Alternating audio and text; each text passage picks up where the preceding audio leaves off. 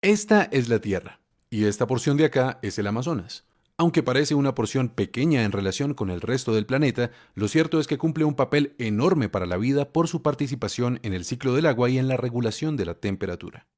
Vamos a hablar sobre esto y del papel que tiene la vida animal para ver la importancia de garantizar la conectividad entre la cordillera de los Andes, la Amazonía y el Océano Atlántico. Una metáfora muy usual para referirse a la selva del Amazonas es la del pulmón, por su intercambio de oxígeno y dióxido de carbono con la atmósfera, algo fundamental para que todos podamos respirar. Sin embargo, la selva va mucho más lejos, tanto así que sin ella gran parte de América del Sur sería un desierto. ¿Pero por qué?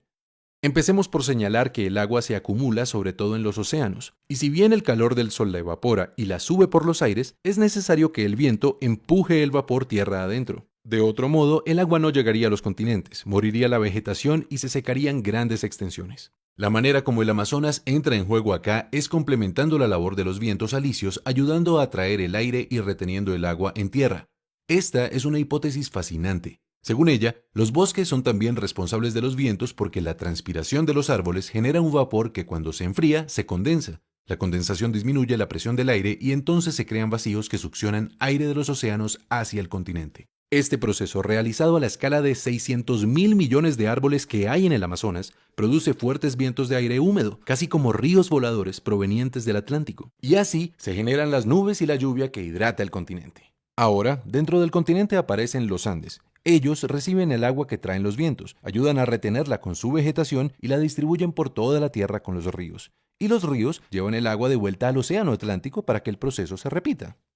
Eso en cuanto al ciclo hidrológico. Ahora consideremos la temperatura. Sabemos que el dióxido de carbono actúa como una barrera que impide que el calor salga de la Tierra. Este es el famoso efecto invernadero. Pues bien, los árboles contrarrestan dicho efecto absorbiendo el dióxido de carbono de la atmósfera a través de la fotosíntesis. Con esto y con los sumideros de dióxido de carbono bajo tierra, el Amazonas anualmente le quita a la atmósfera más de 1 billón de toneladas de este gas, ayudando a contrarrestar el calentamiento global, que es consecuencia de nuestra sobreproducción de gases de efecto invernadero. Por otro lado, el Amazonas también regula la temperatura creando nubes, pues las nubes, especialmente las que son bien blancas, reflejan la luz del sol, y así impiden que llegue hasta el suelo y nos caliente en exceso. El bosque frondoso del Amazonas guarda bajo sus raíces grandes cantidades de agua, y entonces, a través de la evaporación y la transpiración de las plantas, genera 7 veces más vapor que el océano, es decir, muchas más nubes que reflejan más luz solar. En resumen, regular la cantidad de oxígeno y de dióxido de carbono, mantener la temperatura dentro de ciertos rangos y participar en el ciclo del agua generando los vientos y reteniendo el agua en la tierra son algunas de las funciones que la Amazonía realiza de manera integrada con el Océano Atlántico y con la cordillera de los Andes. Sin embargo, todavía no tenemos la imagen completa. ¿Qué nos puede faltar?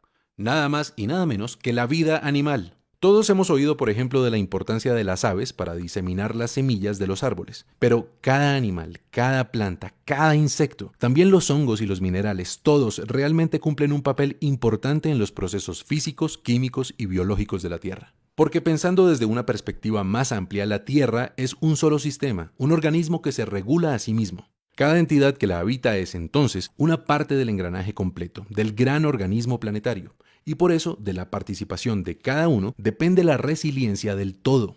Los animales hacen una contribución notoria con sus posibilidades de desplazamiento y con sus metabolismos, pero hay un animal bastante particular, capaz de transformar de maneras nunca antes vistas la Tierra: el hombre. El mundo está poblado por distintas culturas con prácticas y creencias diversas. Los indígenas del Amazonas y también el hombre occidental son grupos humanos que, como todos, hacen parte del gran organismo planetario. Pero las prácticas y las creencias de estos dos grupos suponen relaciones muy distintas entre ellos y el resto de la naturaleza. ¿Cuáles han sido sus relaciones con el Amazonas? Empecemos por los pueblos indígenas. Si bien hay más de 400 culturas diferentes habitando la selva, lo cierto es que a todas ellas les es común una forma de relacionarse con la naturaleza. En su pensamiento y sus prácticas, ellos se fusionan con el aire, con el agua, la vegetación y los animales. Reconocen pues que sus cuerpos, su vida misma es interdependiente con la selva, y de esta manera se comportan como sus aliados. Son miles de años de relación entre el Amazonas y los pueblos indígenas en los que la vida ha sido perfectamente sostenible con toda su diversidad. Y sería un error suponer que lo logran porque no transforman la naturaleza. Hay evidencia de que una décima parte de la tierra alta del Amazonas fue suelo fértil creado por ellos para ser aprovechado. Se sabe también que han afectado la selección de especies por su utilidad en la alimentación y los rituales. Y en todo caso, llegaron a ser millones de personas habitando el bosque. ¿Cómo han logrado ese equilibrio? Con conocimiento. En la educación indígena se prepara al individuo para vivir en armonía con el entorno natural y social en que nace.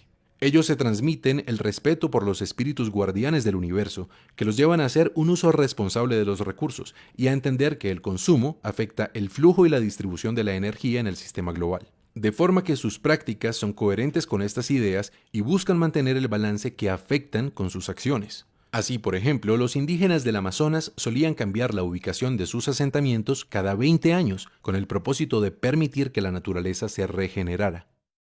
¿Y los occidentales? Bueno, su relación ha sido distinta. En lugar de sentirse como un ser integrado dentro de la totalidad, los occidentales se han concebido de manera separada. En su proceso de construcción cultural suelen crear una dicotomía particular entre naturaleza y sociedad. A la naturaleza acuden insistentemente en busca de la materia que les permite crear y sostener el espacio que construyeron para sí, la ciudad.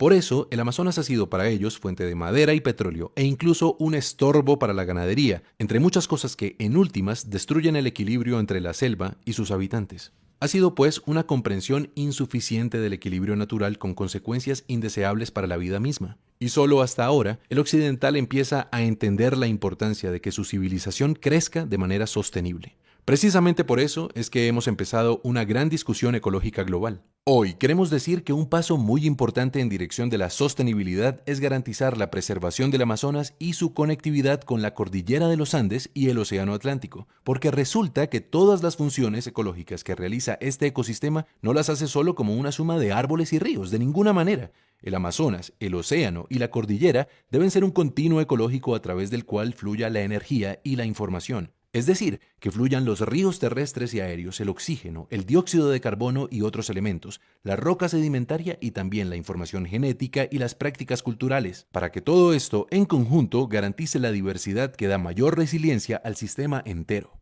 La labor que se ha hecho hasta ahora ha sido muy importante y ya está cubierto gran parte del territorio que necesitamos integrar en modelos sostenibles. Los gobiernos han puesto de su parte para crear áreas protegidas y reconocer territorios indígenas, pero nos siguen faltando algunas zonas entre esos parches que garanticen la conectividad. Una conectividad que no solo fortalecerá los servicios ambientales, la resiliencia del planeta y la estabilidad climática, sino que nos dará la oportunidad de articularnos con los pueblos indígenas para repensar nuestra relación con la tierra. ¿Cuál es la mejor manera de relacionarnos con ella? ¿En qué consiste nuestra riqueza? ¿De qué depende nuestro futuro? Esta es una oportunidad que nos puede inspirar para que todos juntos, gobernantes y ciudadanos, busquemos respuestas y tomemos decisiones apropiadas para nosotros, como parte de un gran sistema global, nuestro planeta Tierra.